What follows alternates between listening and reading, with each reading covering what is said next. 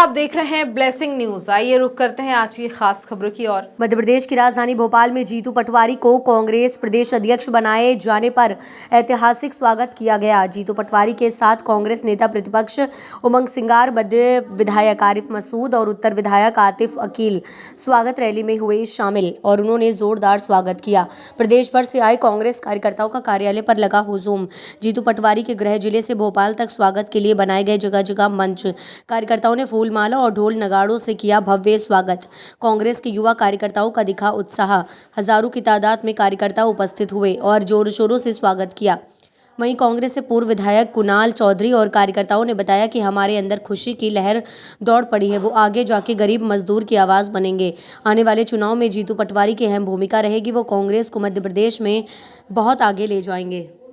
तुरंत मिटा दो नफरत की दीवारों को और बेनकाब कर सबक सिखा दो देश के इन गद्दारों को कि हिंदू, मुस्लिम, सिख, ईसाई एक हैं, एक रहेगा हिंदुस्तान। कह दो दुनिया वालों से, अब नहीं बटेगा हिंदुस्तान। जिस तरह से भारतीय जनता पार्टी ने धर्म, जाति, भेदभाव करके हर प्रकार की हथकंडे अपना के इस कांग्रेस पार्टी के साथ में जिस प्रकार से छल और कपट करके भारतीय जनता पार्टी की जीत हासिल करी है, मैं आज इस मौके पर एक बात कहना चाहता हूँ कि हमारे युवा साथी राहुल गांधी ने कहा था, थी बज़्म जहां में जिससे रोशन वो ज़र्क सितारा टूट गया। राजीव का सहारा क्या छूटा, दुनिया का सहारा छूट गया।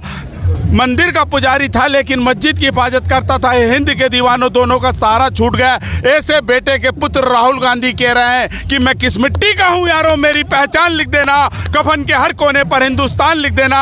सजानी है हमें यूं एकता की मंजिल, किसी पर राम तो किसी पर रहमान लिख देना। सजा रखी है जो गुर्बत जदा की जान लेने को, उस बंदूक की गोली पर मेरा नाम लिख देना। अंत में यही कहूँगा कि किसानों की लड़ाई, हरिजनों की लड़ाई, आदिवासियों की लड़ाई हमेशा कांग्रेस ने लड़ी और जीतू पटवारी उस लड़ाई में खड़े उतरेंगे।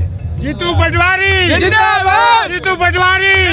एक धान जो है 3100 रुपए में मध्य प्रदेश सरकार खरीदे, 2700 रुपए में गेहूं खरीदे। इस बात को लेकर अब जीतू पटवारी जी के नेतृत्व में हम किसानों के बीच जाएंगे। बहनों को लेकर भी कई सवाल उठाया जा रहा है, योजना बंद करने की बात भी सामने आ रही है, कई तब्दीलियां हो रही हैं। देखिए जो लाडली बहना के जनक थे उनकी तो विदाई कर दी, वो तो शायद वो दक्षिण भारत में जा रहे हैं और वो आंसू बहा रहे हैं, लाडली बहनाओं के बीच में घूम रहे हैं। अब हम ये भी आवाज़ उठाएंगे कि लाडली बहनाओं की 3000 का वायदा किया था, 3000 दो, उनका 3000 रुपये जो उसमें जीतू पटवारी जी खरे उतरेंगे, क्योंकि वो जोशीले, गर्मजोश से काम करते हैं, युवाओं के बीच में एकदम जोश भरते हैं। और सारे युवा आपने देखा किस प्रकार से, किस कदर, कितनी भीड़ उमड़ी हुई है। अभी तक आए नहीं है, 8-9 बजने जा रहे हैं और अभी तक जीतू पटवारी जी के इंतज़ार में पलके बिछाए हुए बैठे हैं। तो हम इस बैलगाड़ी का हमारा जो उद्देश्य है,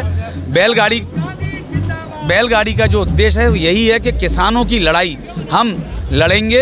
अगर भारतीय जनता पार्टी की आंख नहीं खुली और भारतीय जनता पार्टी ने अगर किसानों की मांग जो 3100 रुपये उन्होंने एमएसपी धान का बोला है, अगर उनको नहीं दिया तो इसी बैलगाड़ी पे बैठ के जीतू पटवारी जी के नेतृत्व में उनको बैठाल के और हम विधानसभा का घेराव करें। कांग्रेस पार्टी जिंदाबाद।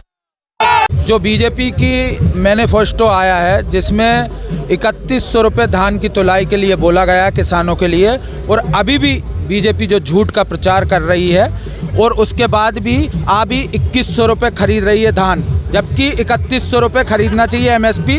बीजेपी हमेशा झूठ के बात करती है और झूठी हमेशा है। किसान, गरीब मजदूर की आवाज़ के रूप में जीतू पटवारी जी, और ये पीछे करो, जीतू पटवारी जी, उमंग सिंगार जी और सबका किया है और ताकत के साथ सड़क में किसान से लेकर युवा की लड़ाई लड़ी।